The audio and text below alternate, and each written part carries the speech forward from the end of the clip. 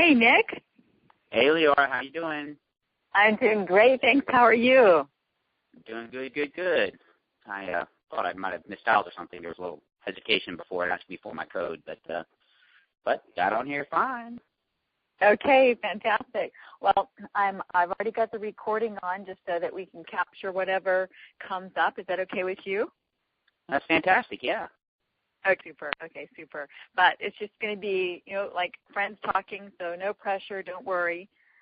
We're just going to be, getting to know you better. And so I'm really looking forward to this, especially because, we've been sort of seeing each other off and on over the years. I feel like I know you guys. I feel like you're, practically best friends or family because there's just such a synergy and a kindred spirit, I think, that we sense. And even though our lives don't get to come together that much, in the real world, it feels like whenever we do run across each other that it just feels like we know each other really well somehow. So I realize, though, that there's a lot I don't know. So I'm really looking forward to digging deeper and learning more about you and not just what I think of you, what I think it is with you during this call. Oh, that'd be fantastic. And, really interested in, frankly, in terms of hearing how we kind of had this personal conversation, but it's a little bit structured with some good questions, and I'll bet you put a lot of good thought to them in terms of just the kind of questions that you just probably ask that, we may not think to ask about people to really, just to get to know them better on a personal level. So I'm really glad that we've got it recorded so I can listen back and think about it. Man, this is some of the things that Leora and I talked about. Those are things that I should probably talk about with other folks just to get to know better and connect better. Yeah, definitely. Well, so let's start with, I realize I've seen your name all these years, but I've never officially heard you pronounce your last name. So I'm thinking, I've been saying Jongebloed. Is that right? Absolutely. It's a Dutch name. My grandparents came over in the late 20s, kind of a romantic story of my grandfather literally coming to America when he found the love of his sweetheart, Matilda, had been sponsored in the United States. And even though I think he broke all types of rules with sponsorship and what have you, he made his way across the ocean from Papenburg, Germany, chased Matilda over here. He was supposed to go to Oregon by his sponsorship. She was in Alabama, so he was a fugitive of sorts and followed her to Alabama, and the rest is history. The last great romantic of my family. Oh, very interesting. So that's how it is you came to be born in Alabama. You got it.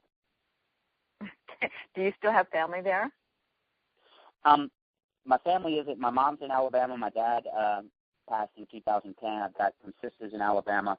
Actually, I was born in Mississippi, but my dad, when I was born, he was in the military and being moved around a lot, and even though he had a lot of overseas assignments, Vietnam, Turkey, Thailand, that type of thing, when I was born, they were actually living in Starkville, Mississippi, while he was in a graduate studies program with the military. But he was born in Alabama, so when he retired from the military, our whole family moved there when I was in 7th grade, and that for the most part, that's what I call my where I grew up. Spent some formative years in Baltimore when he was on those Asian assignments I was telling you about.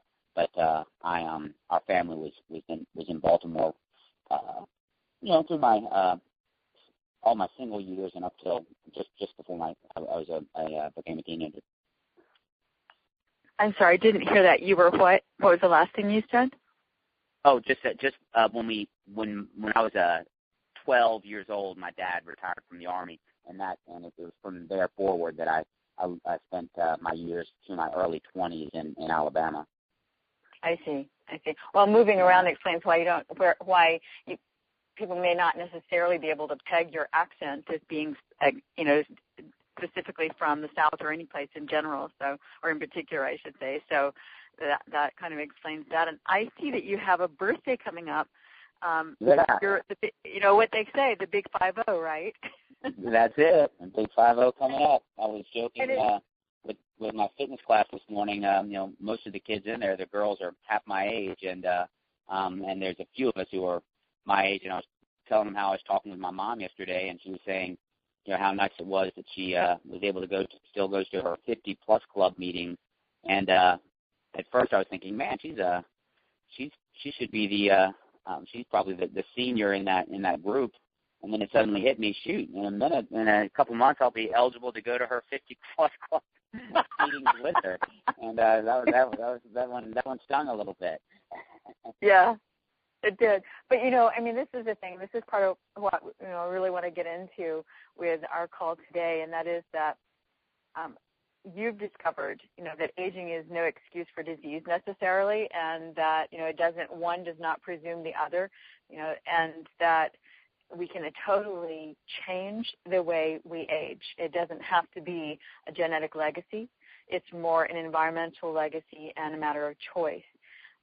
So you've been on that journey in a big way, and you've created, you are in the process of creating an amazing business, and we'll get more into that. But, we could start with how is it? Because, for people who are just meeting you for the first time, Nick is a very fit, almost 50, coming up this October, and very active. And of course, that in and of itself is part of the answer, isn't it? But has that always been that way for you? Have you been involved in being an active lifestyle as well as fitness for years, or is that something you've come upon later in life? A little bit later. I didn't play in my high school years and college years. I wasn't as active as I could have been, should have been.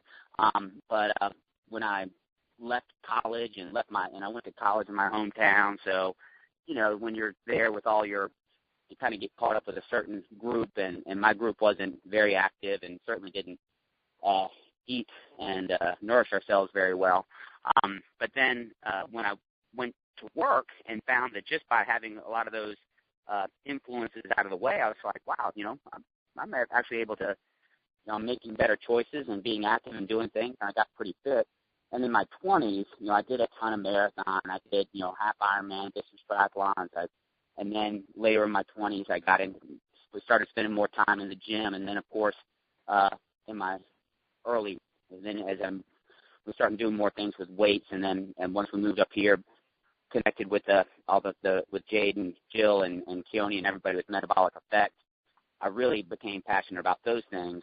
But then it was in my mid-40s or so when, for me personally, the things that I was always trying to do well with my eating, doing a lot of paleo-type things and programs that in my 30s and early 40s that, whenever I needed to just tighten up or lean up, what have you, those things it became a little bit more difficult, it seemed.